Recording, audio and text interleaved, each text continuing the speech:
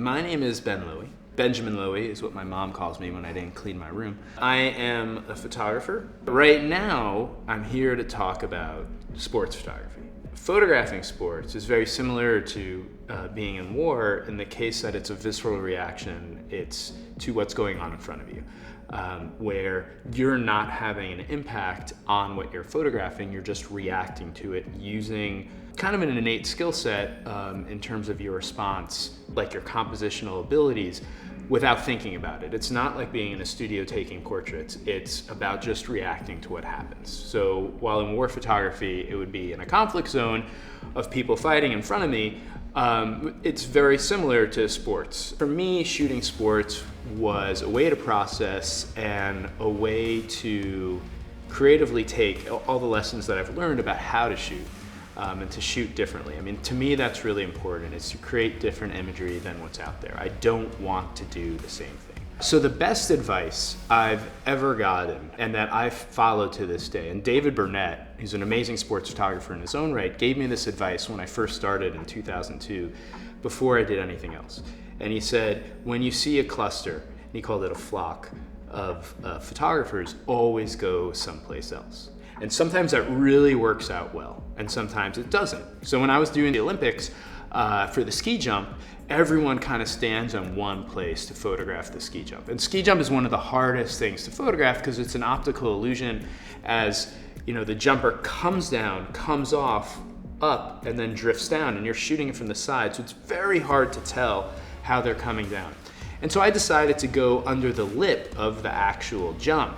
But all you get is asses floating away from you in the night. And that didn't make a very good picture. So kind of being in, you know, it's testing out these different spaces, but at the same time doing the aerial jumping. I actually saw David Burnett in a cluster of other photographers, and I said, I'm gonna take this lesson and get away from him. And I actually kind of had an ice pick and climbed up the side of the slope and photographed it from a completely different angle that no one had. And I made imagery that I love, and that was unique. So as I'm climbing up, and I have like 4 cameras on me, the ice is melting and I'm slipping, and then I start sweating, and I'm like, oh, I have sweat, and there's ice on my camera, and I realize it because I kept on slipping into the snow, that I like wipe the sweat off my face, and then I wipe the camera off of the ice, and I start shooting. And there are these crazy lens flares on all my shots from there, and I realize it's because I have tons of head grease and sweat all over my lenses. And this became like my calling card for so many years, where I just apply nose grease to basically my lens filters when I'm shooting any type of sports that has crazy LED lights. I'm like, do this, and I like wipe it. Horizontal wipe will give you vertical lens flares. A vertical wipe will give you horizontal lens flares. I still don't understand why that is.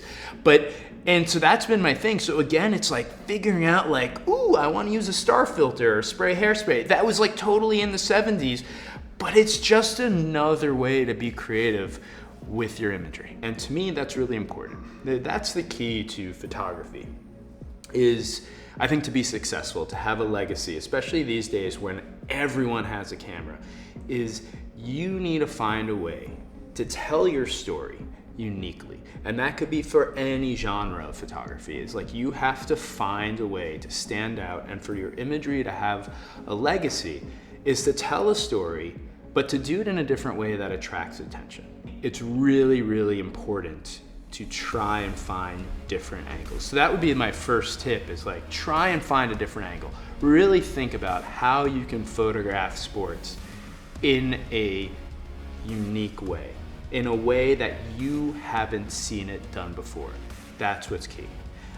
Tip number 2 is, how do you know that? By studying other photography. So you know what has been done and you know what hasn't been done.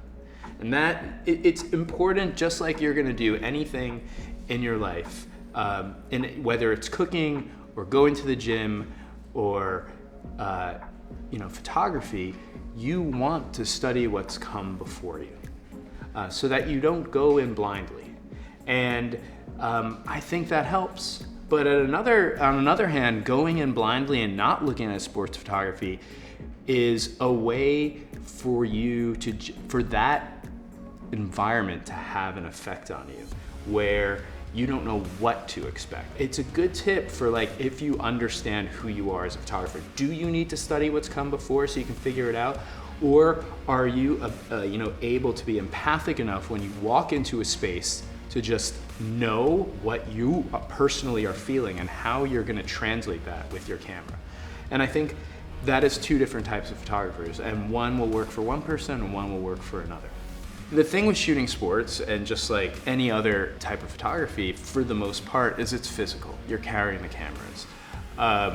And you have to be physically aware of what your limitations are, how things are gonna affect you. And a lot of the fighting sports is you're kneeling. And football, you're kneeling, if you're shooting with a longer lens, and it sucks on your knees.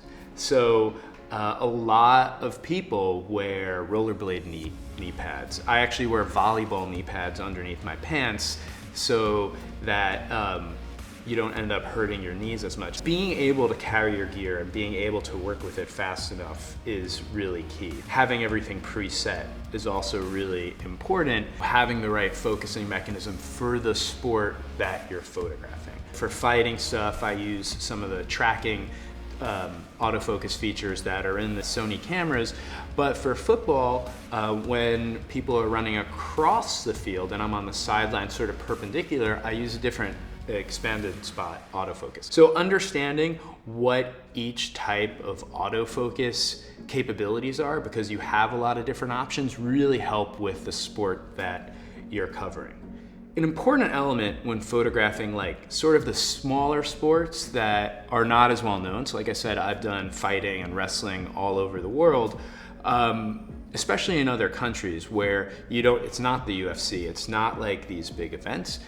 You want to get in, because like I said, you want to create unique imagery. So how do you get into these places and be able to make those intimate storytelling images that haven't been seen? So for me, and what I've learned is that I need to fight with the fighters and be in the gym with them first before I even take, and make imagery. So when I was in India doing Kushti wrestling, I wrestled with all the wrestlers, because I was like this American and we have such good protein in America. They decided for me to fight this guy who had 60 pounds on me, and spent the next 9 minutes destroying me and throwing me around. But once that happened, and like 2 days later after I recovered from my thrashing, they let me photograph whatever I wanted.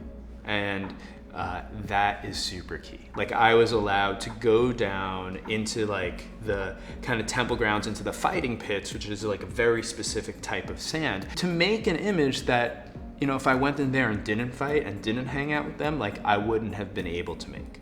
So you can't take that sort of tip to doing like football, because you're not gonna go cover the Super Bowl and be like, hey guys, can I just like do a couple of downs with you and then like be able to make better pictures? Because that's not really gonna work. But when you're trying to do those sports features, it always helps to, and just like doing any kind of documentary, it always helps to take part in something with your subjects in order for them to understand that you're there to be with them. And I think that's key in any type of photography.